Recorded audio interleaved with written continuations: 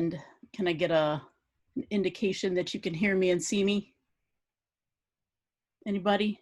We can definitely hear. Okay, great, cool, great. Thank you so much, everybody, for being here. Thank you so much for having me. I've been thinking a lot about when we were all together, when we were all spending time together in places. I was really inspired by what Miriam Dolnick and Casey Murtaugh said when they said, what can we only do together? And that got me thinking. So I've been looking back at some pictures from about 7 years ago. I'm appreciating the memories of all the mess and the excitement, jumping into the unknown, of things going wrong in classrooms, right? In crowded, hot classrooms. And I'm thinking about the opportunities that come from the mistakes and the confusion in those places. So also too, all this like natural physical comedy of like bumping into each other too, that the last discussion made me think of this. And so the big question I've been asking myself lately is, what should we be doing right now? And I think some of y'all did a way better job of answering that question than me. So I'm going to make sure the timer is on. All right, let me tell you a little bit about what I'm into first, so you see where I'm coming from. I'm really excited about student rebellions. This is an image of a 1933 student walkout in solidarity with teachers. I'm interested in sort of breaking down and dissolving hierarchies between students and teachers. And that's what I'm going to be reflecting on today. In my classes, I like to ask people, you know, where is this knowledge produced? Where's it coming from? Whose experience is represented and who's left out? And I'm very interested in rebel youth, not just because I was one, but because I think there's a lot of potential in what it is they're telling us. Like, we've got to be looking closer at some of these rebellions. And I'm also really excited about thinking about time and history and teaching history in such a way that we can actually change our future. And these are some examples of times when I've been had the opportunity to interview people and bring them together with students. In this case, on the right too, with Paulina Camacho and her brilliant classroom. And so I am trying to think about how to bring these histories into action and into the real world, right? Like, so spending time looking for these actors in these rebellions and trying to bring them directly to youth today. There's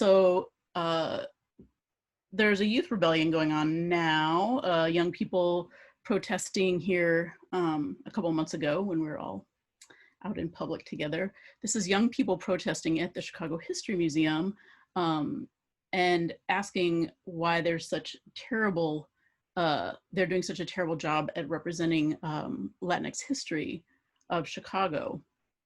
And in their posters, you can see actually the curriculum that they're asking for, right?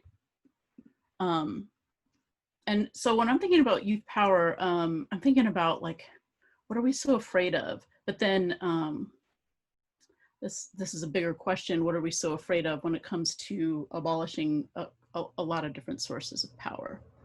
So now I'm going to jump into this project that I worked on in 2013, and I'm really grateful for the opportunity to talk about it. But this is super raw and super super new for me, even though it's kind of old. So in 2013, I had an opportunity to teach an experimental class of seniors and grad students at SAIC. The class took place inside of a CPS kindergarten first grade split classroom.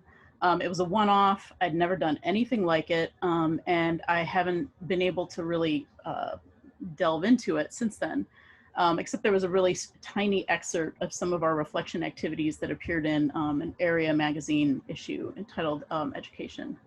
So I wanted to share some of this for the first time.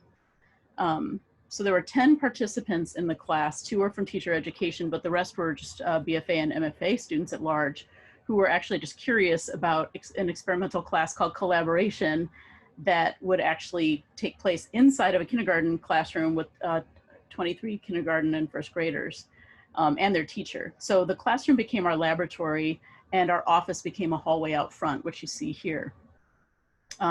We set out to explore power sharing and to see if there were truly collaborative modes that we could use to work with the children, and to see if we could transform the classroom into a work of art. So early on, the adult participants agreed that this would require like a really radical shift in the way we think about sharing power. So in order to allow the students to actually steer the ship, we would have to have change from thinking about making things to that would then be the artwork, to thinking about a critical examination of the process. So we would have to watch the students really carefully, look at their ideas and try to consider their motivations, and pay equal attention to their resistance and to their innovations, right? And so then we tried to find the artwork, which I'm starting to think was maybe that wasn't the best use of our time. So our question ended up being like, what was our role? Because the kids were the experts and we were the beginners, right? Learning to become collaborators. And we grew more and more open to failure over time. And we started to learn to curb our expectations and to grow our sensitivity and flexibility.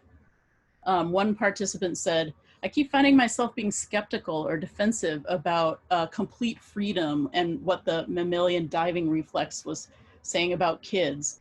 And then I was shocked by my reaction to that. I've worked with kids and found that clear directions for behavior are really important.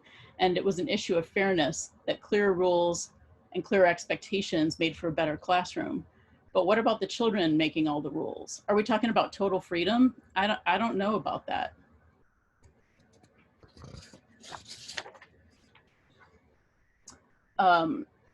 Someone dropped a quote into the conversation. Learning how to moderate a conversation, negotiate amongst interest groups, or assess the complexities of a given social situation does not curtail artistic liberty. These are the skills that can be used to support our creative activities. Pablo Helguera. And Brett Cook said, a single or expert or individually defined object becomes slippery when the art is made by a bunch of kids, literally by their hands. With more awareness of the conceptual rigor and value of the inclusive process, there's still the ability to recognize individual contributions as well as the irreplaceable contribution of everyone involved. And the subsequent results are greater than any one. So that's Brett Cook from What We Made, the Finkel Pearl. And then on decision making, Ruth Charney's book, Consensus in the Classroom, was a really big part of what we were working on. She stressed the importance of the teacher seeing their own authority within. Authenticity is not about getting children to love or obey us or even admire our talents. Authenticity is about knowing oneself well enough to allow others to know themselves. And so our reflection activities at the end of each class were an hour and a half to 2.5 hours long and involved extensive writing.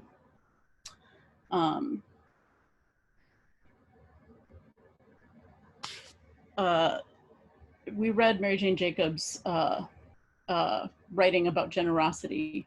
Generosity exists in exchanges like conversations and within the temporal experiences shared by a social or communal body, which are conceived as art, crafted by artists through these generous acts, which might not look like art or in fact be art, but become art-like moments.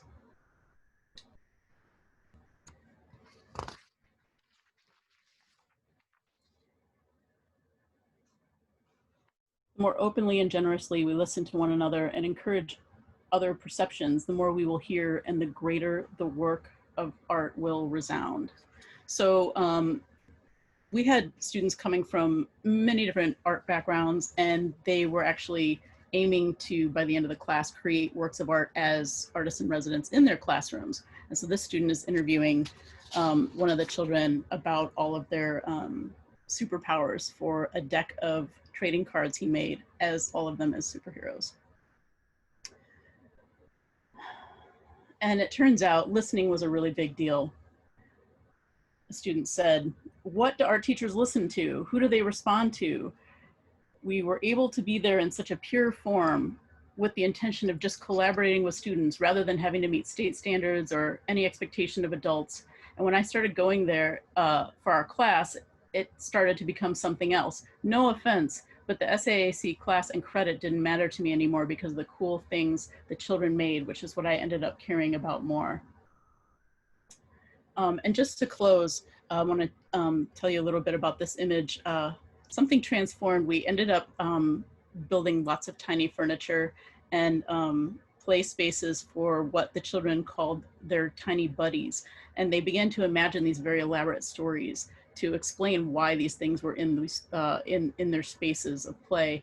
And this is one of the explanations, was that tiny ninjas were coming and building these really elaborate living spaces for their little buddies, as they ended up calling them. And that's everything for now.